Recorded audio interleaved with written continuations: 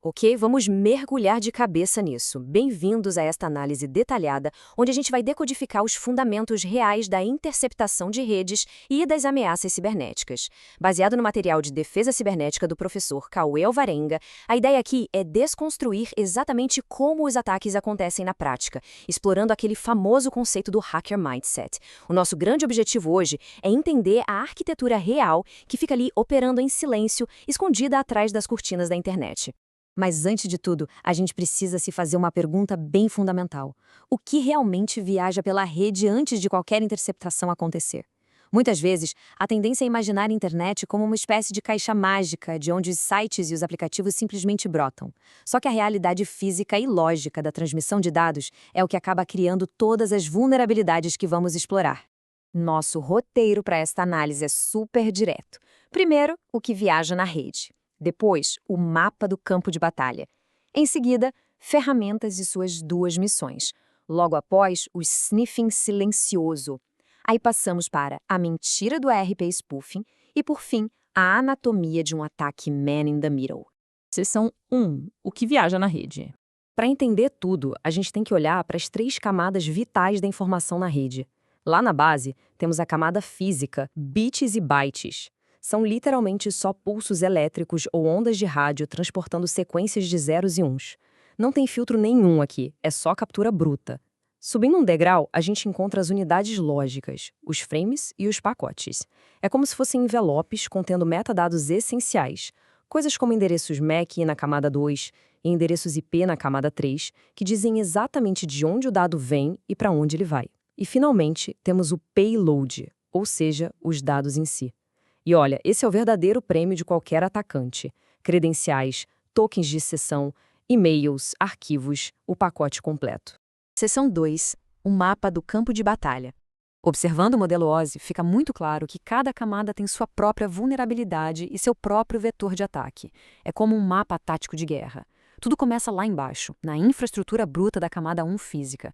Aqui a gente fala de grampos em cabos ou pontos de acesso falsos, os chamados Rogue APs. Já na camada 2, a de enlace, rolam ameaças diretas como o ARP spoofing. Conforme os dados sobem, os ataques vão ficando bem mais sofisticados. As camadas 3 e 4 lidam com o sniffing de IP e varredura de portas.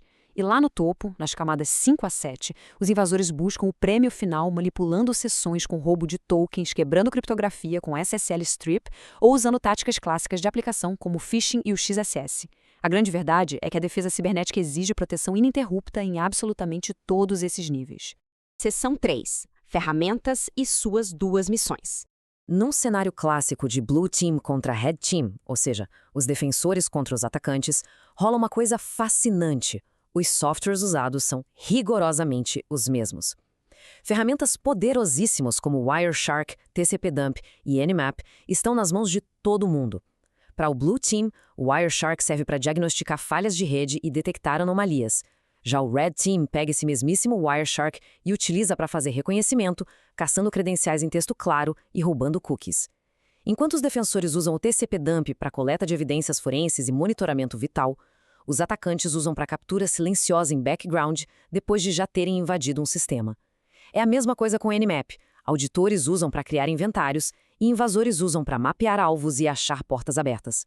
E isso nos leva diretamente a este princípio fundamental do hacker mindset. A ferramenta não tem ética. Quem a usa, tem. É um lembrete filosófico brilhante de que a tecnologia de rede é, na real, totalmente neutra. O que define a cibersegurança é a intenção humana por trás de cada clique e cada comando digitado. Seção 4. Sniffing silencioso. Com as ferramentas na mão, o primeiro passo de um invasor geralmente é só ouvir e de forma totalmente passiva. Fazer sniffing é basicamente a arte de escutar sem ser notado. É capturar e inspecionar pacotes na rede sem abrir nenhuma conexão nova. Em condições normais, uma placa de rede é super educada. Ela descarta na hora qualquer pacote cujo endereço não seja destinado a ela. Mas se um atacante coloca essa placa em modo promíscuo, o jogo vira. A placa joga a educação pela janela e passa a aceitar absolutamente todos os frames que trafegam naquele segmento de rede. O sistema passa a enxergar tudo. E o que dá para capturar ali sem criptografia? Senhas abertas em protocolos mais antigos como o FTP e Telnet, e-mails inteiros, consultas DNS e até metadados que revelam quem está conversando com quem e a que horas. Só que, claro, a eficácia dessa escuta depende inteiramente da infraestrutura. E é aqui que entra a diferença gigantesca entre hubs e switches. Um hub, operando na camada 1, é um equipamento cego. Ele age como um repetidor. O que entra por uma porta é replicado para todas as outras. Fazer sniffing num hub é a coisa mais trivial do mundo.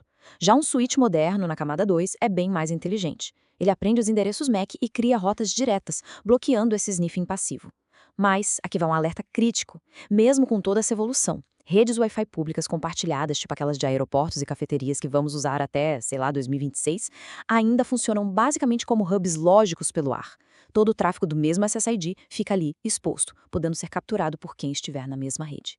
E isso ilustra perfeitamente a necessidade absoluta de usar filtros na hora de analisar esse oceano de dados interceptados. O Wireshark age como um verdadeiro raio-x. Filtros simples transformam todo o caos em alvos incrivelmente precisos. Por exemplo, digitar HTTP mostra na hora todo o tráfego não criptografado. Colocar o método POST isola num piscar de olhos os formulários enviados com logins e senhas. Buscar por FTP ou pela porta 23 de Telnet traz senhas entregues de bandeja em texto claro. Tem até um plugin automático chamado Credentials que faz o trabalho de caçar senhas sozinho. E com funções como o Follow TCP Stream, dá para reconstruir conversas inteiras e ler de forma bem limpa exatamente o que a vítima digitou. Seção 5. A mentira do ARP Spoofing. Então, se os switches bloqueiam a captura passiva nas redes cabeadas, como é que os invasores dão a volta por cima? Através de uma grande mentira. Para entender como essa mágica sombria acontece, a gente precisa olhar para como o protocolo ARP, criado lá no comecinho dos anos 80, deveria funcionar. O processo normal tem 4 passos. Primeiro, um request em broadcast, que é um grito na rede inteira. Gente, quem tem o IP X, me passa seu MAC. No passo 2, o dono daquele IP responde diretamente. Opa, sou eu? Meu MAC é Y. No passo 3, a máquina que perguntou guarda essa informação no cache. E no passo 4, a comunicação flui tranquilamente usando os endereços MAC na camada 2. Só que existe uma falha crítica aí. O protocolo ARP foi criado numa época de confiança total na rede. Ele não guarda estado das conexões e, pior ainda, não exige nenhuma autenticação, nenhuma assinatura, absolutamente nada. Na prática, isso significa que qualquer computador na rede pode mandar uma resposta ARP sem que ninguém tenha feito a pergunta original. E o sistema operacional da máquina que recebe essa resposta, de forma incrivelmente ingênua, simplesmente aceita e atualiza a tabela interna com essa informação falsa. E é exatamente assim que o envenenamento acontece. É o truque das 2 mentiras. O atacante manda uma resposta falsa para a máquina da vítima com a mentira número 1. Olha, o IP do seu roteador agora pertence ao meu endereço MAC. Depois, ele vira para o roteador e conta a mentira número 2. Ei, o IP da vítima pertence ao meu MAC. O resultado é devastador. Todo o tráfego da vítima que deveria ir direto para a internet agora passa completamente em silêncio pelo computador do invasor antes de ser repassado. Pronto, o atacante acabou de se instalar no meio da conversa. Seção 6. Anatomia de um ataque Man in the Middle. Essa inserção no meio do fluxo de dados é exatamente o que define o ataque Man in the Middle, ou homem no meio. E um ataque completo desses tem fases muito bem definidas. A fase 1 é puramente sobre intercepção, usando o ARP spoofing que a gente acabou de ver, ou até manipulando o DNS local. Com o invasor já confortável no meio do fluxo, começa a fase 2, a quebra das defesas. Como grande parte da web hoje usa criptografia, o atacante tenta fazer um downgrade da segurança, forçando conexões não seguras através de técnicas como SSL strip ou injetando certificados falsos. Se a defesa cair, a intensidade vai para a fase 3, manipulação e roubo. É aí que o estrago real acontece, alterando o conteúdo dos sites, injetando códigos maliciosos e drenando credenciais em tempo real. E o perigo vai crescendo em níveis. Começa lá no nível 1. Com a observação passiva, invisível, apenas mapeando o terreno.